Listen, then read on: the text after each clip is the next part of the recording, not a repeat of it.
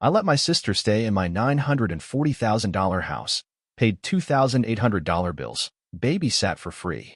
At her birthday, she said, "He's emotionally useless since '98, then toasted, to the new owner." That night, I found her transfer form. I whispered, "Bold move." By morning, every bill, every login, every link, gone. Sent straight to legal. Next morning, she found a document taped to my door. Let's just say, it wasn't a note. "You know what your problem is," my sister Emily said, swirling a champagne flute like she owned the place. "You've been emotionally useless since '98. The room fell silent. Then she raised her glass. To the new owner. Laughter. Laughter from people I'd fed. Housed. Helped. My aunt clinked glasses with her like it was a wedding toast. My mother just smiled with tight lips. Dad? He leaned back in the chair I bought and muttered, "Told you he couldn't handle jokes." What they didn't know was this. I wasn't shocked. Not anymore. I was furious, yes. But underneath that? Calm. Because I already knew. I knew about the email Emily forgot to delete. I knew about the transfer of ownership form left on my printer.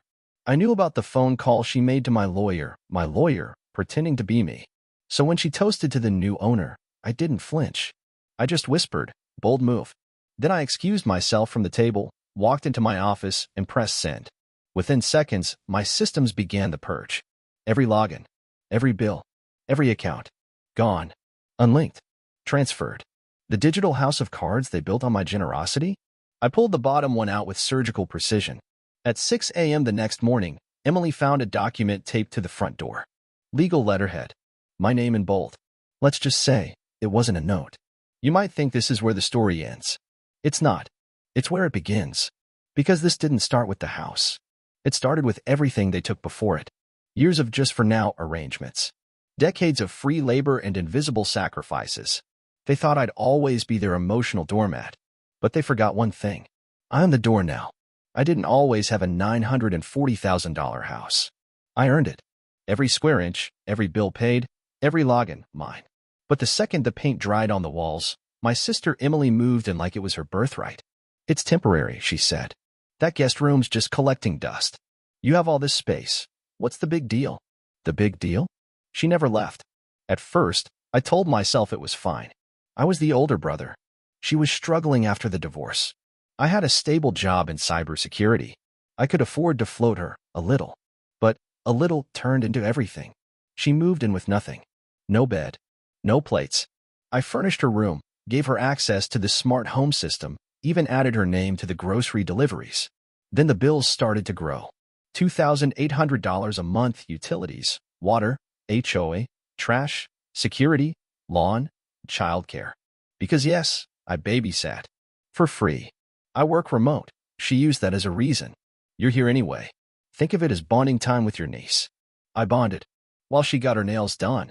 Spa Saturdays. Networking brunches that were just Prosecco-fueled gossip fest with her friends who called me the help behind my back. I know because I heard it. Through the baby monitor she forgot to unplug. Still, I didn't push. I believed people when they said family helps family. What they meant was, family helps until you bleed. Then laughs when you fall. It got worse after the second job Emily tried. She got fired from a co-working startup. Not her fault, of course. Toxic workplace. Unreasonable hours.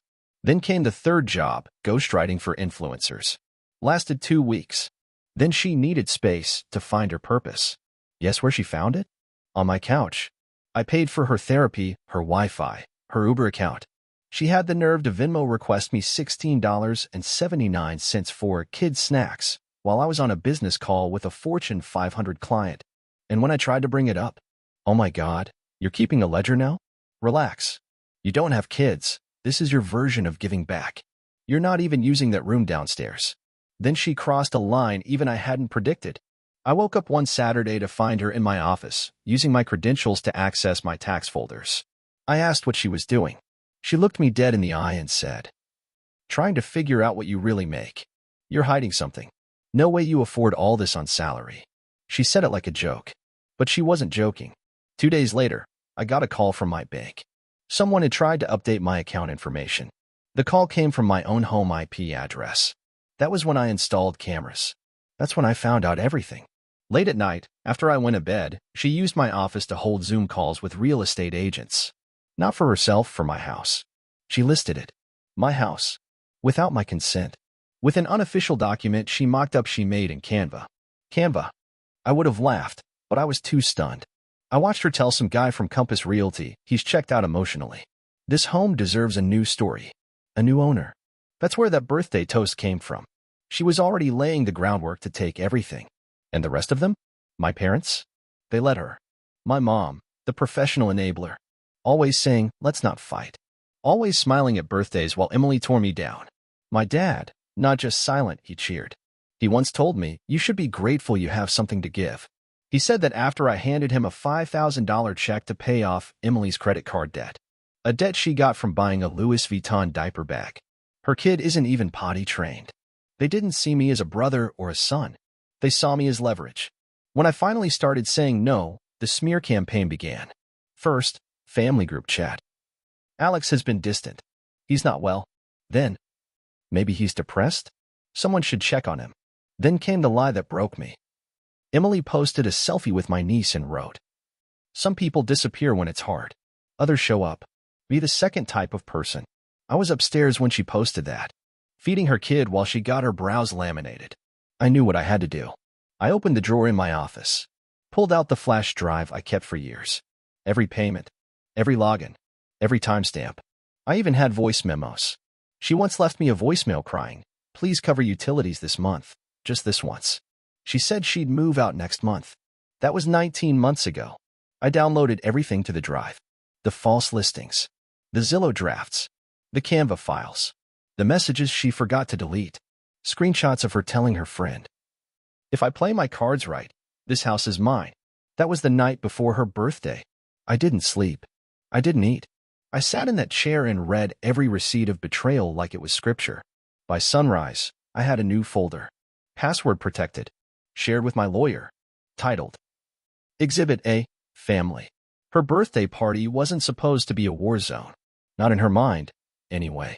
Emily thought it would be her moment. Her cake. Her fake friends. Her curated life. She didn't know I was coming. And she didn't know I wasn't coming alone. When I stepped onto the patio, plates clattered.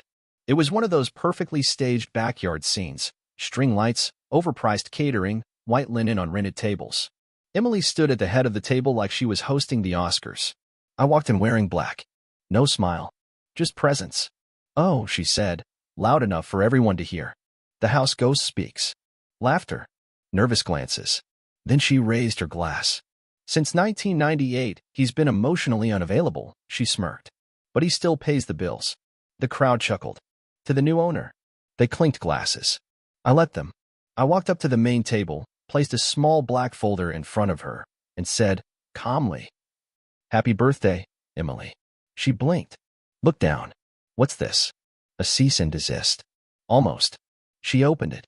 First page, the false listing she made for my house.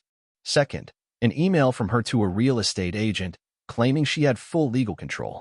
Third, the forged transfer of ownership form with my faked signature.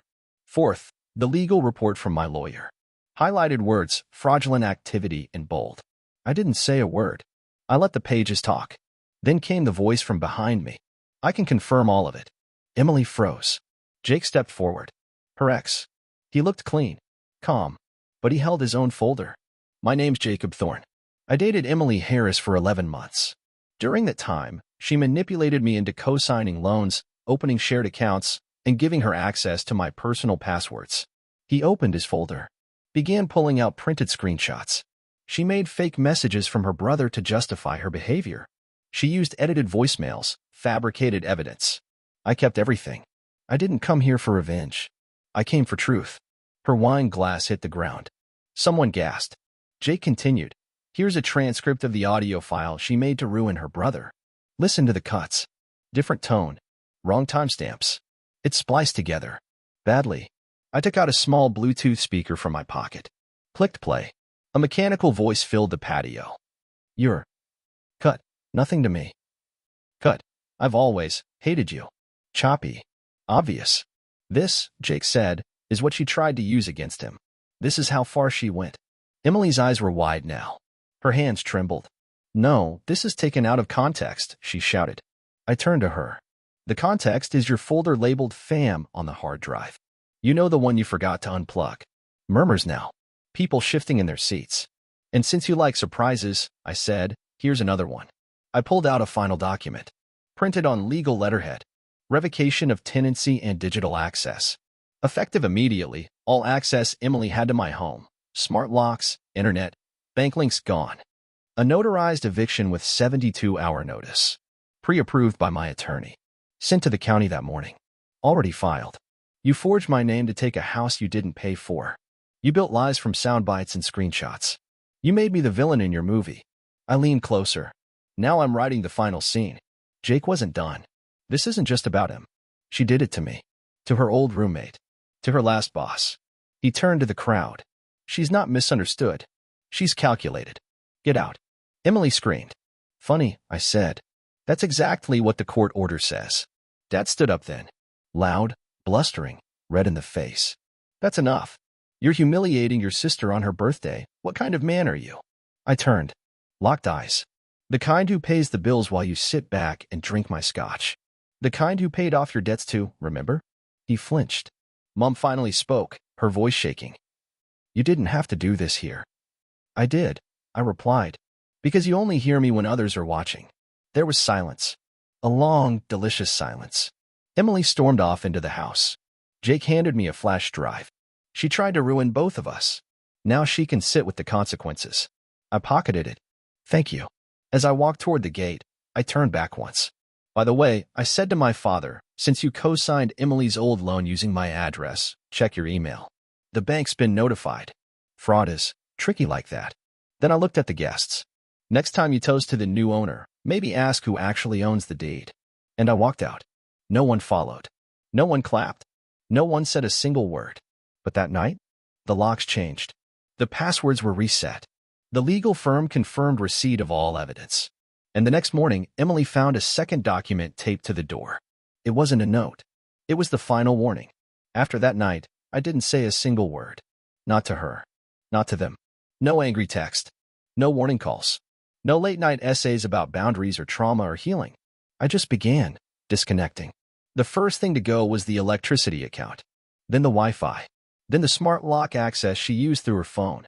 Then the Amazon Prime. Then the shared grocery subscriptions. The thermostat app. The bank authorizations. Click.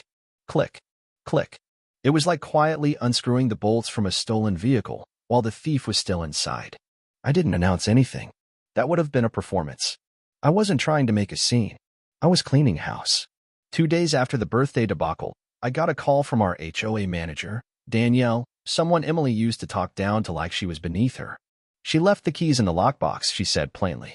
Took her stuff and 2 kids. That's it. Didn't even say goodbye. I checked the cameras that evening, out of curiosity. The living room was empty. A throw blanket still crumpled on the couch where her daughter used to nap. A sippy cup under the table. But no sound. No mess. No demands. Just quiet. Then I checked the other address. My parents' house. There it was. Her car. Parked halfway onto the lawn like she still didn't think rules applied to her. She had moved in with them. I stared at the footage. My mother in a robe, arms crossed. My father pacing near the porch light, talking with his hands. And Emily, slumped, messy bun, toddler on her hip, baby bag falling off her shoulder. They weren't welcoming her. They were bracing themselves. She thought she lost a house. She was about to learn what it meant to lose leverage. Now they'd get to experience what I had. The late bills. The emotional outbursts. The passive-aggressive guilt when the money didn't show up on time. They thought they inherited a victim. They inherited a burden they weren't ready for. Meanwhile, I sat in my kitchen, making tea. Same cup I'd used since college. Same kettle she once called pathetic. The silence felt like revenge without the mess. Not a single person to clean up after. Not a single baby monitor echoing through the hallway at 3 a.m. No noise. No pretending. Then came the voicemails. My mother first. Her voice all cracked glass sincerity. She's just overwhelmed, sweetheart. She didn't mean any of it. We were all just under pressure. Please call me. Then another. Your father's upset too. He just doesn't know how to say it. Don't punish the kids. Then one more. She's still your sister. I didn't delete them, but I didn't listen to the end either. I archived them all under a folder labeled unanswered.